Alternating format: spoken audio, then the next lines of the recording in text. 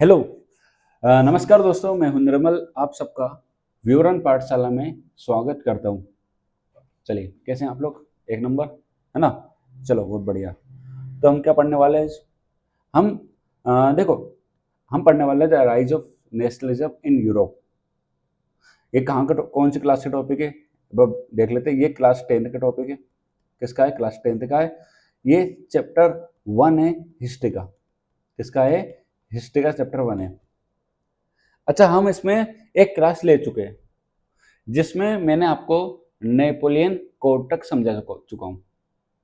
आज से हम उसके आगे कहानी कंटिन्यू करेंगे। देखो, जो राइज ऑफ नेशनल यूरोप है, थोड़ी सी कहानी इसकी बड़ी है, लेकिन 2 क्लास हो लगेगी आज, और इसके बाद एक और क्लास लूंगा जिसमें मैं आपको पूरा नेशनलिज्म यूरोप की पूरी कहानी आपको समझा दूंगा। ठीक है? बाकी एक क्लास 9 की भी स्टार्ट कर दूंगा, एक क्लास 10th की चलेगी, एक क्लास 9 की चलेगी। तो इस प्रकार से हम थोड़ा सिलेबस को कवर अप करेंगे। ठीक है? ये क्लासेस सभी के लिए इंपॉर्टेंट है। जो एनसीईआरटी पढ़ना चाहते हैं उन सबके लिए, चाहे वो क्लास 9 हो, क्लास 10 हो, या किसी भी कॉम्पिटिशन एग्जाम में यदि ये टॉपिक आता है तो उनके लिए बहुत ज़्यादा इंपॉर्टेंट रहेगी। चलिए, अब स्टार्ट करते हैं। चलो, तो स्टार्ट करते हैं हम।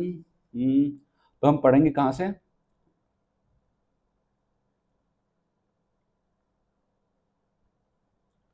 चलो, यहाँ से पढ़ना अपने को। ठीक है?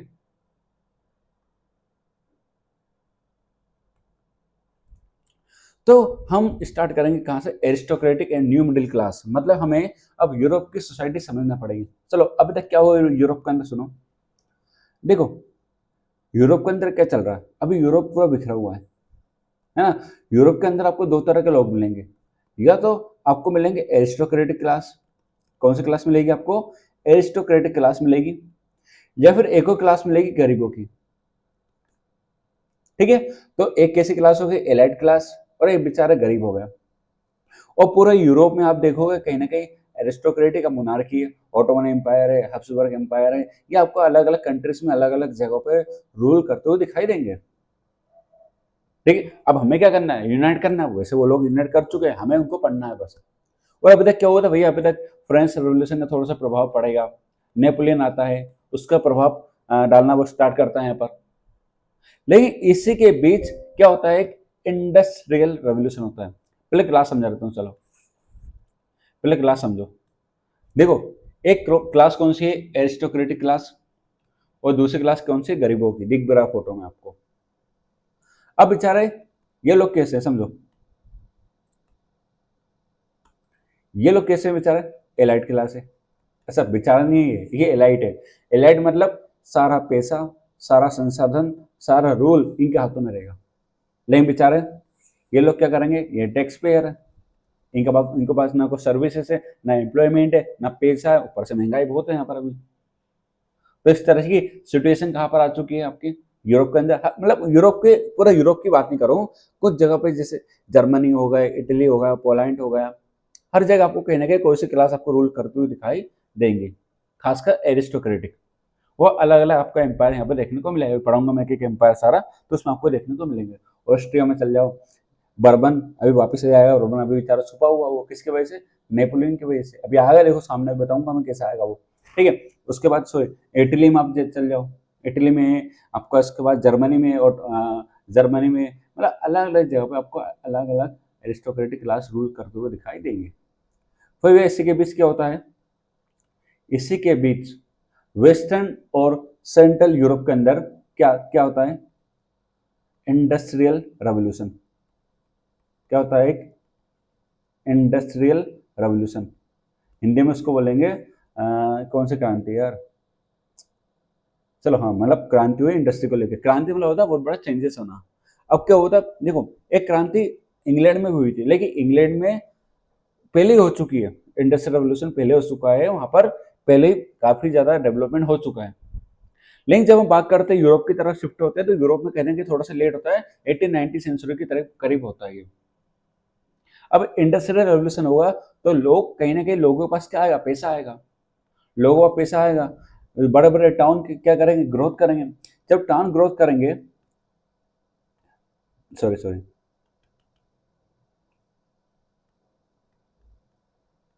हाँ, जब टाउन ग्रोथ करेंगे तो एक नई कमर्शियल क्लास आएगी ना। सुनो, पहले इंडस्ट्री नहीं थी। इंडस्ट्री बनी। इंडस्ट्री बनी तो गांव से शहर बसने लग गए। अब शहर बसने लग गए, बड़ा बड़ा शहर में डेवलपमेंट होने लग गया, तो बताओ, तो एक नई क्लास आएगी ना, कमर्शियल क्लास। मतलब लोगों के पास क्या आएगा, पैसा आएगा। अब जब लोगों के पास पैसा आएगा तो यहाँ पर एक और क्लास आ गई आपकी मिडिल क्लास, जो जिसको हम लोग बोलेंगे वर्किंग क्लास पॉपुलेशन। अब इस मिडिल क्लास में वो लोग आएंगे जैसे इंडस्ट्रियलिस्ट, बिजनेसमैन, प्रोफेशनल। और ये वो लोग हैं जो बाकियों को बताएंगे कि एक्चुअल में नेशनलिज्म क्या होता है। अच्छा, ये को बताएंगे, तो इन लोगों ने देखा है वो चीज, इन लोगों ने महसूस की है। ये लोग कैसे लोग हैं, पढ़े लिखे लोग हैं, तो कहीं ना कहीं इनको पता है कि एक्चुअल में नेशनलिज्म का मतलब भी क्या होगा। इसलिए सभी को क्या बताएंगे, ये नेशनलिज्म का मतलब बताएंगे। क्या बताएंगे, नेशनलिज्म का मतलब। तो हमारा अगला जो टॉपिक रहेगा कि आखिर नेशनलिज्म का मतलब क्या होता है। चलो, इसको बड़े प्यार से, बड़े ध्यान से, बड़े शिद्दत के साथ पढ़ेंगे, है ना। मतलब पढ़ेंगे सब कुछ अच्छा, बिल्कुल ध्यान से। चलो ठीक है। उन्होंने बोला कि देखो भाई साहब, अब गरीब बेचारा कुछ, उनको क्या पता, वो एरिस्टोक्रेटिक क्लास तो ये अपना रूल जमाने में लगी है। फिर होता है इंडस्ट्रियल रेवोल्यूशन। इस रेवोल्यूशन की वजह से एक नई क्लास आती है जिसको हम लोग क्या बोलेंगे, मिडिल क्लास। ठीक है। अब मिडिल क्लास में आप देखोगे तो इनको पता है कि भैया नेशनलिज्म होता क्या है, तो नेशनलिज्म को समझाएंगे। पहले बात तो बताएंगे, जो नेशनलिज्म है लैटिन लैंग्वेज से आता है। इसका मतलब लाइबर क्या है, लाइबर। लाइबर का मतलब होता है फ्री। लाइबर का मतलब क्या होता है, फ्री होना।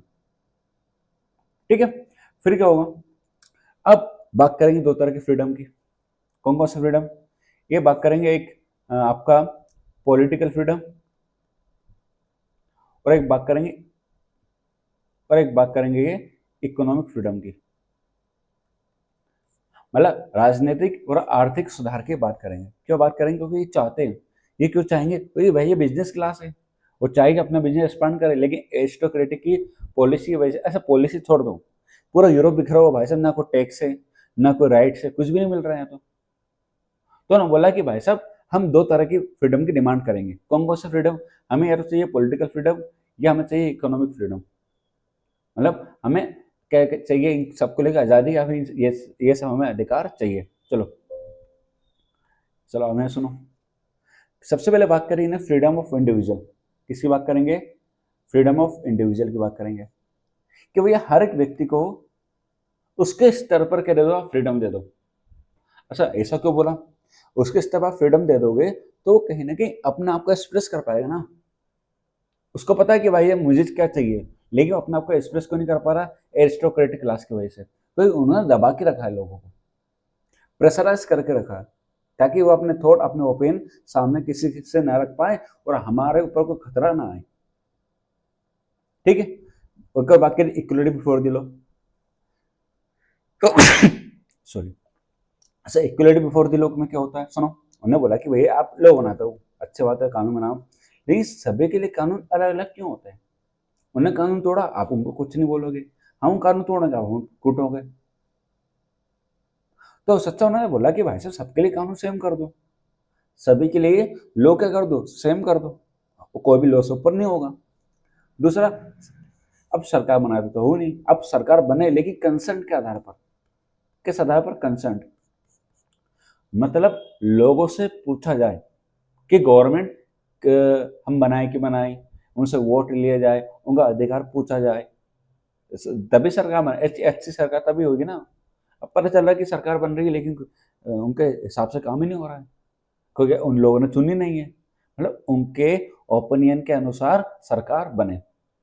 ठीक है, ये बात होने लग गई। फिर उसके बाद आप चलोगे आगे तो क्या होता है। चलो ये तो बात हो गई किसकी, पॉलिटिकल फ्रीडम की। हाँ, लेकिन क्या हुआ, अभी भी बात की गई कि भैया सभी को सरकार, सभी को वोट देने का अधिकार मिले, लेकिन सबको नहीं मिले। इन्होंने कभी नहीं बोला कि गरीबों को वोट देने का अधिकार मिले भाई साहब। इन्होंने ये बोला कि जिसके पास प्रॉपर्टी है, जिसके पास संपत्ति है, उन्हीं को वोट देने का अधिकार मिले। और खासकर किसको, खासकर मेल को, यानी फीमेल की इन्होंने बात ही नहीं करी कि फीमेल को भी वोटिंग राइट्स मिले। इन्होंने बात की किसकी, सिर्फ मेल की, मेन की, पुरुषों की। महिलाओं की इन्होंने बात नहीं की। ठीक है, चलिए अब बात करते हैं हम किसकी, इकोनॉमिक रिफॉर्म की। क्या क्या इन्होंने इकोनॉमिक रिफॉर्म की बात करी, चलो पहले समझो। पहला हमने बोला कि भाई मार्केट रिफॉर्म करो, मार्केट में क्या करो, आप रिफॉर्म करो। सर मार्केट में किस प्रकार की रिफॉर्म करना चाहिए सर, क्या बोला इन्होंने मार्केट रिफॉर्म में? सबसे पहले इन्होंने ये कहा कि सर कि आप जो ये 32 करेंसी लेके बैठे हो उनको खत्म कर दो और उसकी जगह कितनी करेंसी लेके आओ, दो। अब क्या हो रहा है, इतनी सारी करेंसी है भाई साहब, काम कैसे करोगे मार्केट में, मार्केट उठेगा कैसे? सीधी सीधी बात है यार, देखो ये अपने इंडिया, यदि इंडिया में मुझे यहाँ से यहाँ यहाँ यहाँ यहाँ इतने सारे स्टेट है, 28 स्टेट है, ये 28 स्टेट की सभी की करेंसी अलग अलग हो तो मुझे बताओ व्यापार करना आसान होगा क्या? नहीं, बहुत टफ हो जाएगा फिर। दूसरा हमने बोला कि भैया जो मेजरमेंट सिस्टम है, जो मेजरमेंट सिस्टम है उसको यूनिफॉर्म करो। यूनिफॉर्म मतलब एक कर दो। क्यों भाई साहब ऐसा क्यों बोल रहे हो? सुनो एग्जांपल से समझते हैं। इन्होंने एग्जांपल दिया वैसे कि हमारे हर एक रीजन में सेंटीमीटर का साइज अलग अलग आ रहा है, जबकि कपड़ा सेम साइज का है बट उसका साइज अलग अलग जगहों पे अलग अलग आ रहा है। क्यों बोला ना, सुना ऐसा? क्योंकि मान लो जैसे अब भैया 1 मीटर का कपड़ा लेके जाता है, 1 मीटर का कपड़ा लेके जा रहा है, अब उस 1 मीटर की वैल्यू अलग अलग निकल रही, मतलब कपड़ा का साइज यही है, मान लो कपड़ा का साइज ये है और किसी रीजन में कपड़ा का साइज भाई 5 मीटर बता रहे हैं, किसी में 2 मीटर बता रहे हैं, किसी में आधा मीटर बता रहे हैं। मान लो कपड़ा मान लो 55 सेंटीमीटर का, लेकिन उसका साइज अलग अलग जगह वेरी कर रहा है। वेरी क्यों कर रहा है? क्योंकि सभी का मेजरमेंट सिस्टम अलग अलग है। जिसे मेजरमेंट सिस्टम बोलते हैं वहाँ एल, क्या बोलते थे? एल ही बोलते थे, एल बोलते थे, एल ही बोलते हैं वैसे खास कर तो। अब एल ही था उनका, ठीक है, मेजरमेंट सिस्टम क्या उनका एल ही, जैसे अपना लेंथ वगैरह होता है उनका एल ही था, ठीक है। अब वो अलग अलग चीजें दिखा रहा है, तो मतलब उन्होंने बोला कि इसको कॉमन कर दो, यूनिफॉर्म कर दो। इससे यूनिफॉर्म करोगे तो मार्केट में एक अच्छा उछाल आ जाएगा। इन्होंने किसकी रिफॉर्म की बात करी? मेजरमेंट सिस्टम को रिफॉर्म करने की बात की गई। चलो बहुत बढ़िया, अब आगे समझते हैं। चलो इतना समझ में आ गया, इसको मैं थोड़ा सा रफ करूंगा। अरे यार एक सेकेंड, चलो ठीक है। तो सबसे पहले बात करेंगे मार्केट रिफॉर्म की, है ना। मार्केट रिफॉर्म में ये बोलेंगे कि भाई करेंसी को, करेंसी कम कर दो, करेंसी 32 से 2 कर दो। दूसरा ये बोलेंगे कि एक काम करो, अब यूनिफॉर्म मेजरमेंट सिस्टम लेकर आओ।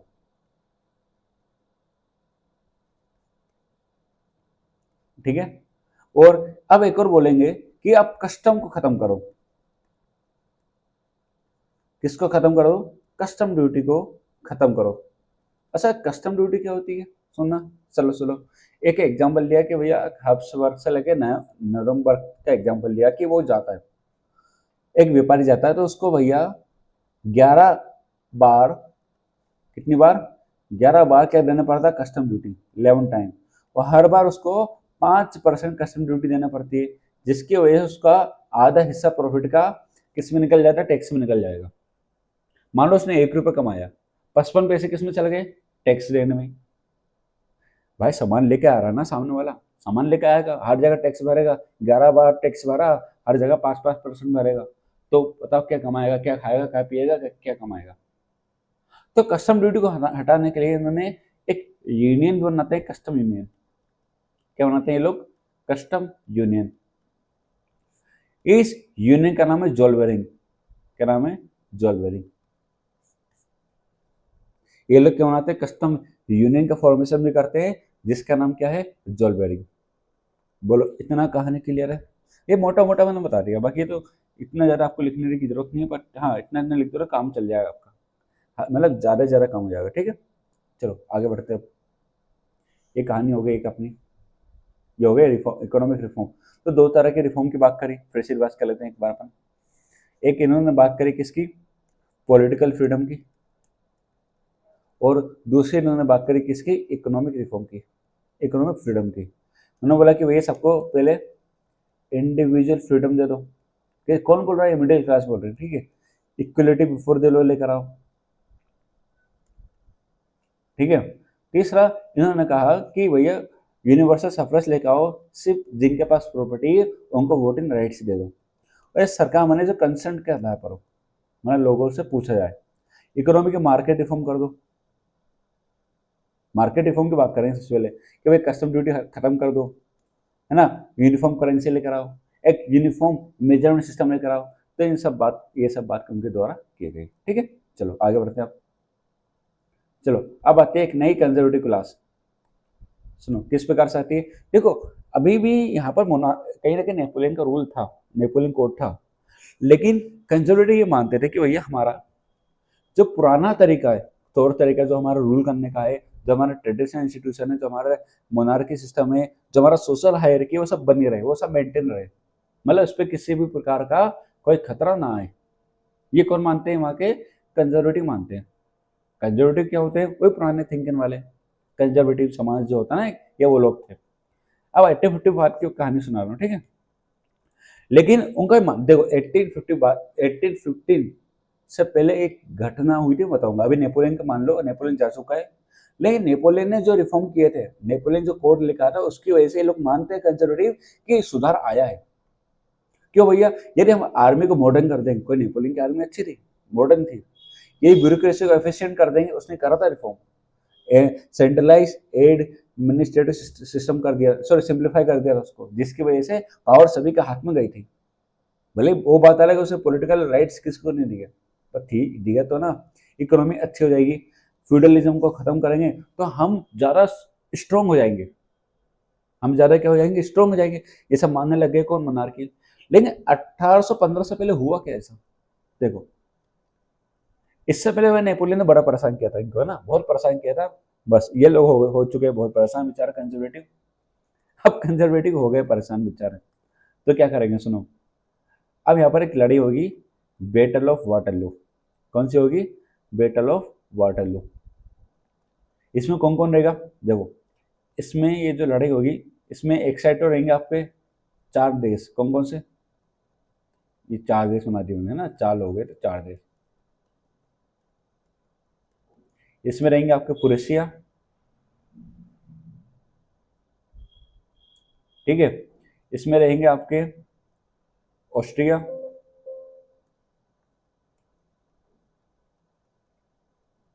इसमें रहेगा आपका ब्रिटेन,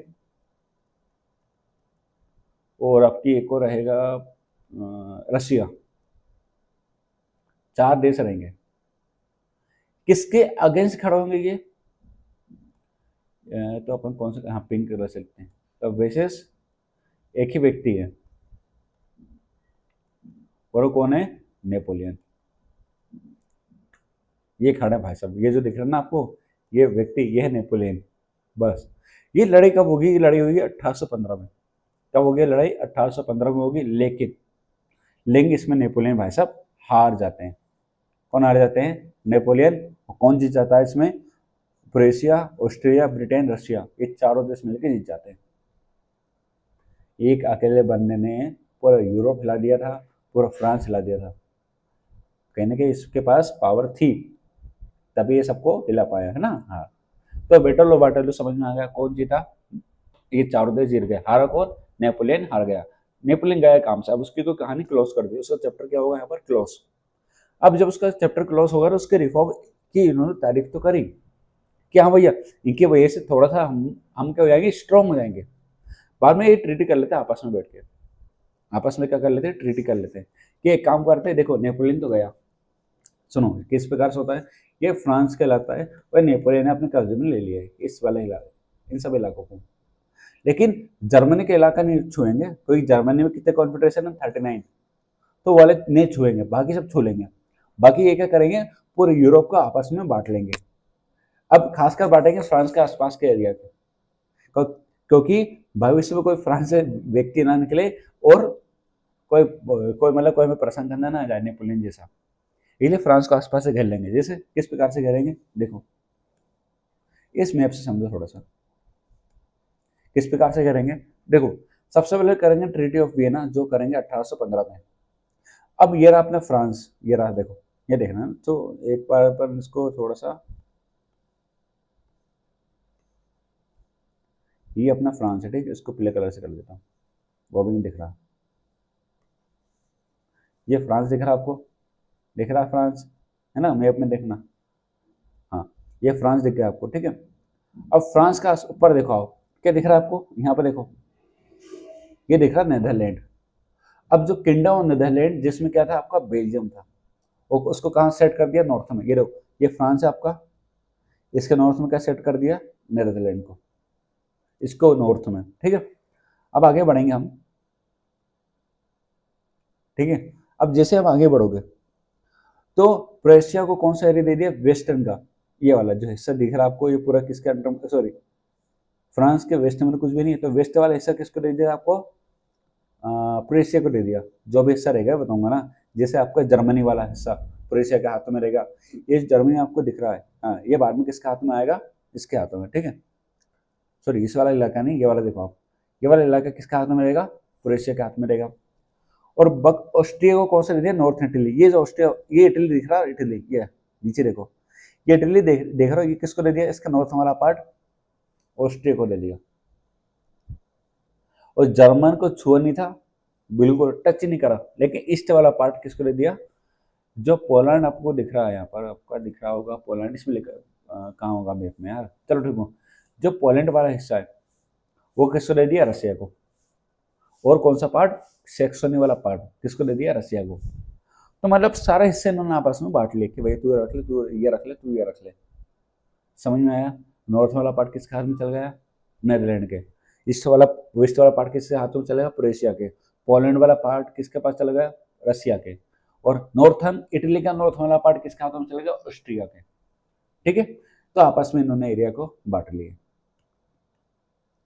तो यहीं पर हमारी कहानी किस, देखो दो कहानी क्लोज हो चुकी है। एक कहानी क्लोज हो गई आपकी रशिया की, किसकी, नेपोलियन की। और अब यहाँ पर पावर किसके हाथों में आ चुकी है, कंजर्वेटिव के हाथों में पावर आ चुकी है। और वापस से कौन सी डायनेस्टी रिस्टोर होगी, बर्बन डायनेस्टी। कौन सी डायनेस्टी रिस्टोर होगी, बर्बन। बर्बन डायनेस्टी वापस से रिस्टोर हो जाती है, कंजर्वेटिव के हाथों में पूरी पावर आ जाती है। नेपोलियन की कहानी खत्म हो जाएगी, और पावर किसके हाथ में आएगी, कंजर्वेटिव के हाथों में। अब यहाँ पर मिडिल क्लास वो उठ के आ रही है, जो किसकी बात करेगी, चेंजेस की। किसकी बात करेगी, चेंजेस की। तो इसको और हम पढ़ेंगे किस प्रकार से लिबरल रेवोल्यूशन करेंगे, ठीक है। अब एक और चीज सुनो, जैसे कंजर्वेटिव के हाथों में पावर आएगी, जैसे कंजर्वेटिव के हाथों में पावर आएगी, ये पॉलिसी अपनाएंगे इनटॉलरेंट की। मतलब भाई साहब, यदि किसी ने हमारे खिलाफ कुछ भी बोला, हम ये बात शेयर नहीं करेंगे, ये बात बिल्कुल शेयर नहीं करेंगे। देखो लिबरल आते हैं, रेवोल्यूशन करने की कोशिश करेंगे, दबा देंगे। फिर रेवोल्यूशन करें, फिर ये दबा देंगे। फिर ये रेवोल्यूशन करें, फिर ये दबा देंगे। तो ये सिलसिला चलता रहेगा, ठीक है। चलो, तो यहाँ पर हमारी कहानी थोड़ी सी खत्म होती है। बाकी की कहानी हम अगले क्लास में कंप्लीट करेंगे। अब क्या आता है, एक एज ऑफ रेवोल्यूशन आएगा, जिसमें किस प्रकार से रेवोल्यूशन होगा। दो क्लास हो लगेगी इसकी, एक तो जिसमें यूटिली, जिसमें हम लोग क्या क्या पढ़ेंगे, देखो एक हम पढ़ेंगे, सुन लो क्या क्या पढ़ने वाले, जुलाई रेवोल्यूशन क्या होता है, उसके बाद हम पढ़ेंगे बेल्जियम में क्या हुआ था, ठीक है। फिर हम पढ़ेंगे रोमांटिज्म क्या होता है। फिर हम पढ़ेंगे पोलैंड में किस प्रकार से रशिया ने अपने लैंग्वेज को लेकर, मतलब लैंग्वेज को लेकर कितना प्रभावित रहा। और पोलैंड वाले पोलिश चाहते थे, रशियन वाले चाहते थे रशियन हो। उसके बाद अपन पढ़ेंगे इटली का यूनिफिकेशन, सॉरी जर्मनी का यूनिफिकेशन, फिर इटली का पढ़ेंगे, ठीक है। जर्मनी, इटली के बाद ब्रिटेन। तो तीन चार चीज, यही तीन चार कहानियां पढ़नी है अपने को। दो क्लासों लगेंगे, कल की क्लास में हम ये कर लेंगे, कल नहीं, कल तो ज़्यादा कर लेंगे ना, मतलब एक क्लास हो लगेगी, ज़्यादा ज़्यादा एक क्लास में हम पूरा कंप्लीट कर लेंगे, ठीक है। चलिए, फिर मुलाकात होगी आपसे अगले क्लास में। नेक्स्ट क्लास रहेगी आपकी मॉडर्न हिस्ट्री की। नेक्स्ट क्लास, हाँ, इस क्लास 10 की नेक्स्ट क्लास तो ये रहेगी, rise of national in Europe. एक क्लास हो लगेगी जिसमें आपका पूरा कंप्लीट हो जाएगा। चलिए फिर मिलते हैं। आपको क्लास पसंद आए तो लाइक, शेयर और सब्सक्राइब जरूर करो, ठीक है। चलिए फिर मिलते हैं नेक्स्ट क्लास में। Thank you very much. जय हिंद, जय भारत।